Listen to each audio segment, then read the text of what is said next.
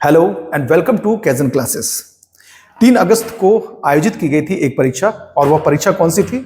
परीक्षा थी आरक्षी जनपदीय पुलिस पुरुष एवं आरक्षी PACIRB पुरुष। तो इसके संबंधित या इससे संबंधित रिक्त पदों की भर्ती से संबंधित परीक्षा का आयोजन किया गया था 3 अगस्त को।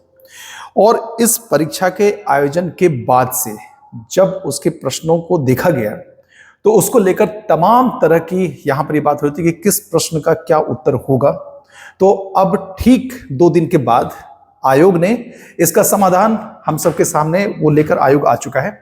और समाधान इसलिए कह रहा हूं क्योंकि आयोग ने उससे मतलब जो परीक्षा आयोजित की गई उससे संबंधित उत्तर कुंजी मतलब आंसर की उसको आयोग ने जारी कर दिया है, जो कि आप यहां पर देख रहे हैं। हम देख रहे हैं यहां पर कि provisional answer keys for all set यहां लिखा हुआ है, और इसमें आप देखिए तो पोस्ट कोड भी दिया गया है, परीक्षा का नाम जो पदनाम है वह भी इसमें मौजूद है। और फिर हम देख रहे हैं कि यहाँ पर क्वेश्चन नंबर तो दिए गए हैं, जितने क्वेश्चन हैं देखिए क्वेश्चन टोटल यहाँ पर हम देख रहे हैं 50 और ये 100, तो 100 क्वेश्चन। और चूंकि परीक्षा का जो आयोजन किया गया था उसमें 4 सीरीज थे, तो सीरीज A, B, C और D, तो हर एक सीरीज के लिए आप देखिए यहाँ पर आंसर की यहाँ पर दिया गया है। और अगर आप इस आंसर की को डाउनलोड करना चाहते हैं तो आपको आयोग के वेबसाइट पर जाना होगा। आप एक चीज गौर कीजिए, इसमें गौर यहां पर यह कीजिए कि जो आंसर की यहां पर दी गई है उसमें क्या लिखा है? लिखा है provisional answer keys for all set. ये प्रोविजनल है, फाइनल नहीं है। अब ये फाइनल इसलिए नहीं है, उसको हम जरा देखते हैं कि फाइनल क्यों नहीं है। क्योंकि जब हम इससे संबंधित विज्ञप्ति को देखते हैं, और जो विज्ञप्ति आज मतलब 5 अगस्त 2025 को इसे जारी किया गया है उत्तर कुंजिका के साथ, तो हम यहां पर क्या देख रहे हैं कि इसमें आयोग मतलब उत्तराखंड अधीनस्थ सेवा चयन आयोग, जो उत्तर कुंजिका की हमने बात की, आप यहां पर जाएंगे तो आप वहां पर उत्तर कुंजिका को डाउनलोड कर सकते हैं।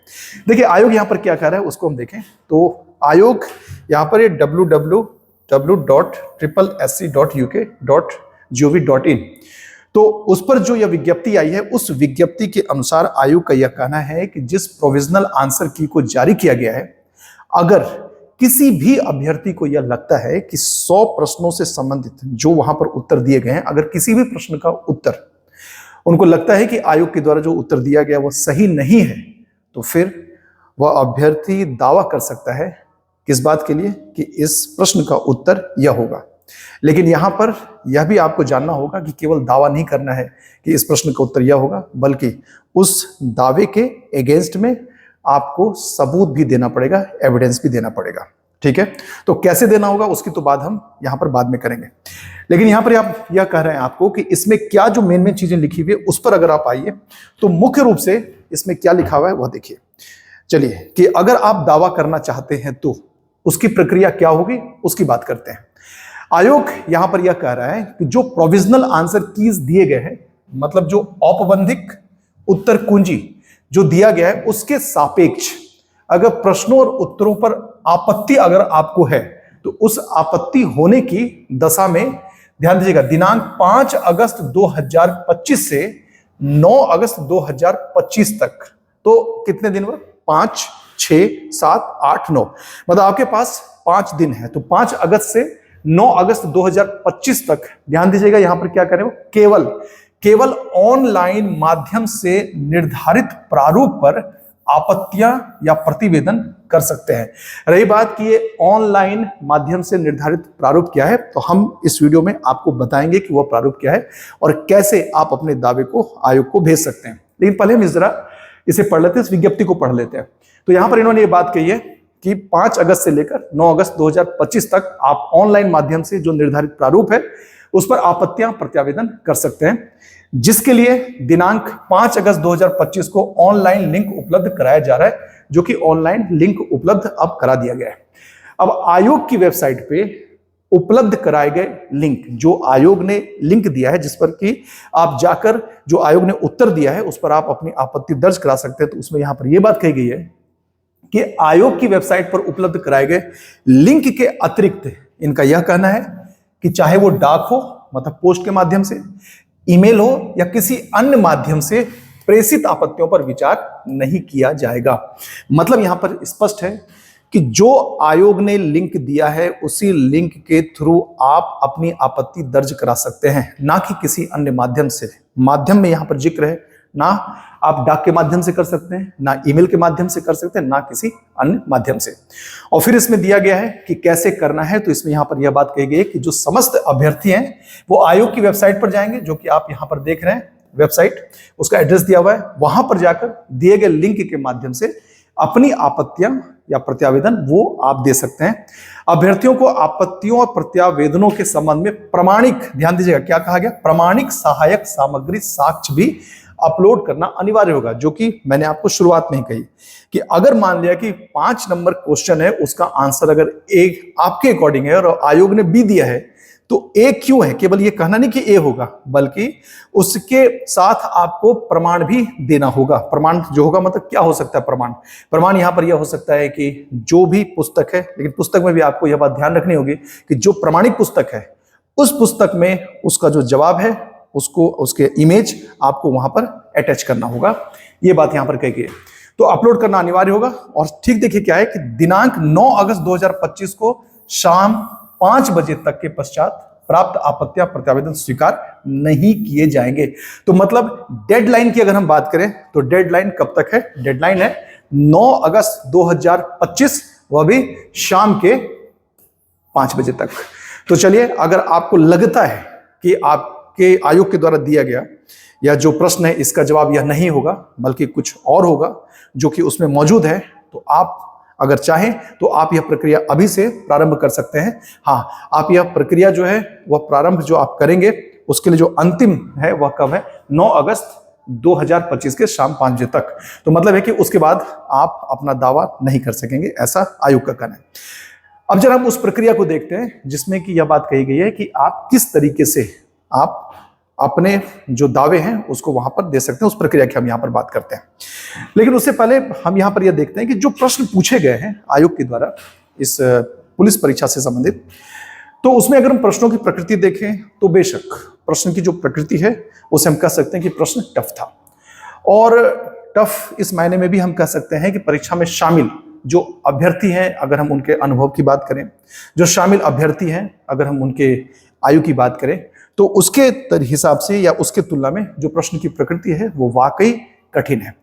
अब यहां पर क्या है कि आयोग को यह बात समझनी चाहिए कि जो प्रश्न जो वो बनाते हैं उसमें यह जरूर से जरूर ध्यान रखें कि जब आप प्रश्न बना रहे हैं तो उसमें शामिल होने वाले अभ्यर्थी कौन है, उनकी योग्यता क्या है या आपने कौन सी योग्यता वहां पर निर्धारित की है, और फिर उस योग्यता के आधार पर प्रश्न की प्रकृति वहां पर होनी चाहिए।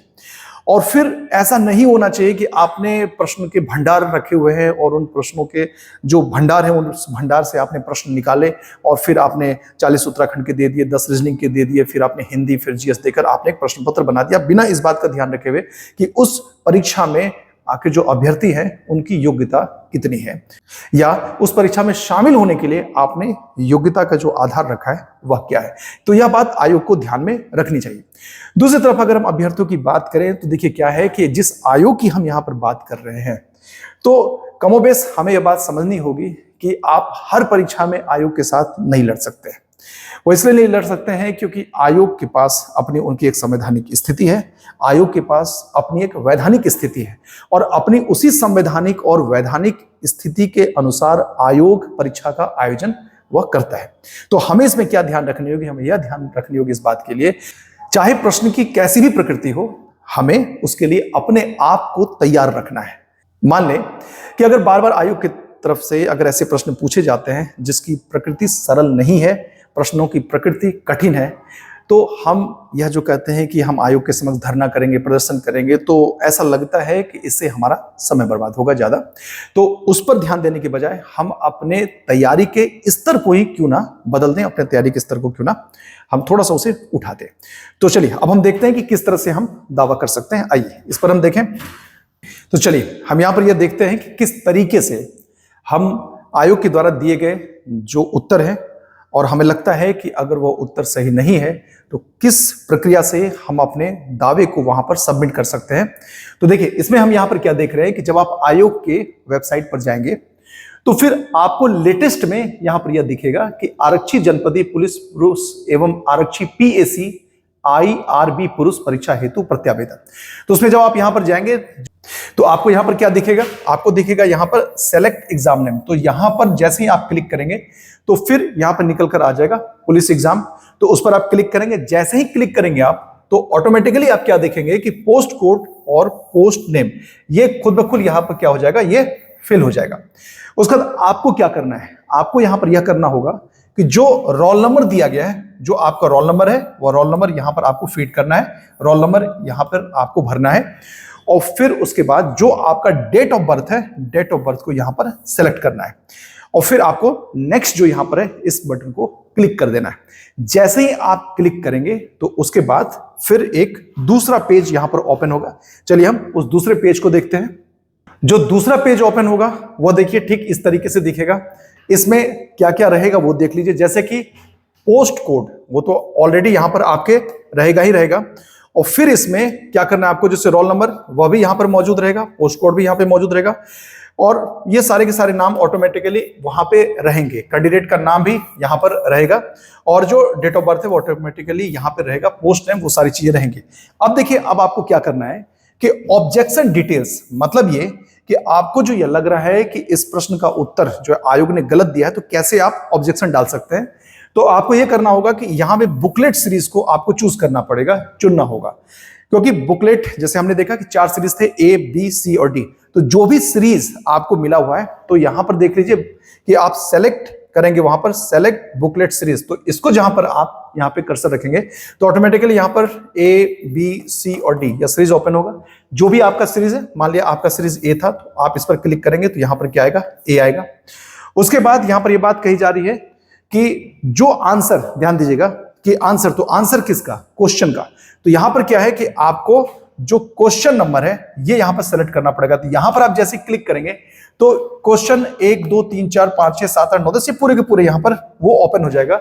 तो मान लिया कि 100 में से जो क्वेश्चन है, नंबर ऑफ क्वेश्चंस 100 है, उसमें से मान लिया कि 5वां क्वेश्चन उस पर आपको ऑब्जेक्शन है, क्वेश्चन नंबर 5 पर आपको ऑब्जेक्शन है, तो आपने यहां पर उसे चूज कर दिया क्वेश्चन नंबर 5।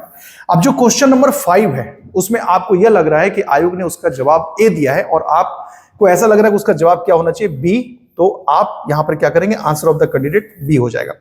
लेकिन आपने यह जो बी जो आपके हिसाब से सही है वह सही कैसे है, तो सही के लिए आपको क्या करना पड़ेगा, upload supporting documents only PDF JPG PNG documents. मतलब ये कि जैसे कि हमने बात की कि कोई प्रमाणिक किताब की बात कर रहा हूं, ऐसे भी किसी भी किताब की आप यहां पर उसको प्रमाण के रूप में नहीं दे सकते हैं। जो भी ऑथेंटिक बुक है उस ऑथेंटिक बुक में उसके जो भी पेज नंबर है तो वहां क्या करना पड़ेगा आपको, उसका एक जो मान लें कि यहां पर जो प्रश्न पूछा गया है उसका जवाब मान लिया कि इस पेज पर है, तो आप क्या करेंगे कि आप इसका इमेज लेंगे और उस इमेज को, तो जब आप इमेज लेंगे तो वो क्या होगा, वह जेपीजी फाइल होगी या पीएनजी फाइल होगी, यानी तो आप इसको पीडीएफ में कन्वर्ट करेंगे और फिर उसे यहां पर क्या करना है, यहां देखिएगा चूज फाइल आप जब करेंगे तो आपकी गैलरी में या जो फाइल आपका लोकेशन है वहां से आप उसको, इस डॉक्यूमेंट को आप लेंगे जो ऑटोमेटिकली क्या हो जाएगा, यहां पर अपलोड हो जाएगा। और जब ये सारी प्रक्रिया हो जाएगी तो इस सारी प्रक्रिया के बाद आप यहां पर क्या करेंगे, उसे सबमिट करेंगे। तो यहां पर हम क्या देख रहे हैं, हम यहां पर यह देख रहे हैं कि अगर आपको यह लगता है कि आयोग के द्वारा दिए गए जो प्रश्न है उसका जो उत्तर है उसको आयोग ने गलत दिया है और आपको लगता है कि उसका जवाब ए के अलावा बी है, जो कि हमने एग्जाम्पल के रूप में लिया, तो आप ये जो पूरी प्रक्रिया है इस पूरी प्रक्रिया का पालन करते हुए अपने दावे को, अपने ऑब्जेक्शन को सबमिट कर सकते हैं। तो ये पूरी प्रक्रिया है। पुलिस का जो एग्जाम लिया गया जो 3 अगस्त को, उसमें आंसर की भी दी गई है, लेकिन वो प्रोविजनल आंसर की है, फाइनल आंसर की नहीं है। वह इसलिए नहीं है क्योंकि आयोग यह कह रहा है कि अगर आपको लगता है कि किसी भी सवाल का जवाब जो आयोग के द्वारा दिया गया है वह गलत है, तो फिर आपको जो लगता है कि सही जवाब है तो उसकी पुष्टि के लिए आप क्लेम कर सकते हैं। क्लेम कैसे कर सकते हैं, तो उसकी पूरी प्रक्रिया यहां पर हमने देख ली। अब आपसे एक रिक्वेस्ट है, रिक्वेस्ट यह है कि अगर आपने आयोग के द्वारा दिए गए आंसर की से अपने आंसर को मिला लिया है तो उसके बाद आपके कितने सही जवाब आ रहे हैं वो कृपया करके आप कमेंट सेक्शन में बताइए। तो चलिए हम इंतजार करेंगे कमेंट सेक्शन में आपके कमेंट का, आपके द्वारा किए गए जो स्कोर है उसका। तो इसके साथ ही हम इस वीडियो को यही समाप्त करते हैं। परीक्षा संबंधी जानकारियों के लिए आप हमारे साथ बने रहिए। Thank you.